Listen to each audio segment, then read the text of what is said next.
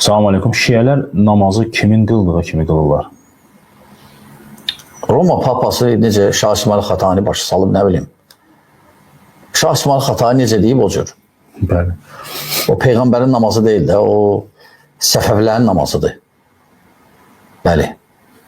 Yəni Roma papası demək istədim ki, Şah İsmail Xatani o vaxt Roma papası, o vaxt İtaliya Roma papası, onlar söyləmişdilər ki, İslam dövlətinə qarşı, xilafətə qarşı xain idi əslində o. Osmanlılara qarşı. Osmanlılara qarşı mübarizə aparsın və çalışırdı mübarizə aparmaq. Və İranı, Azərbaycanı işğal elədi.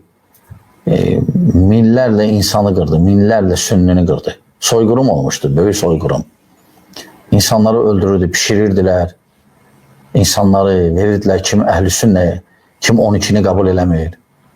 Tarlaları məhv edirdilər, məcbur edirdilər ki, insanlar 12-ni qəbul eləsin. Qılınc oradan qalıb əsasən. Qılınc müsəlman. Bəli, sonra insanların gözlərini çıxardırdılar, doğrayırdılar, kəsirdilər, nə də 12-ni qəbul eləmək üçün. Böyük zülmlər olub əslində. Onlar, bu namazı onlar əsas qeyd ediblər, o da nə silmək üçün. Çünki onlar işğal etdiyi yerləri deməli ibadətdə də fərqləndirmək istəyirdilər. Osmanlılar nə idi? İstəyirdilər seçilsinlər onlardan. Hər bir şeydə çalışırdılar seçilsinlər. Məsələn, sünnilər ayaqlarını yuyur, onlar dilər yumuyaq, məhz çəkək. Məsələn, sünnilər düzdür, əl dastamazda dirsəyəcən yolmalıdır, fərqi yoxdur belə, belə.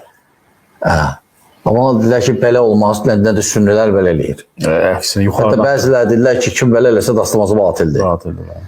Sonra sünnilər belə qılır, Peyğəmbərlər necə qılıb o cür, bunlar dedilər belə qılaq.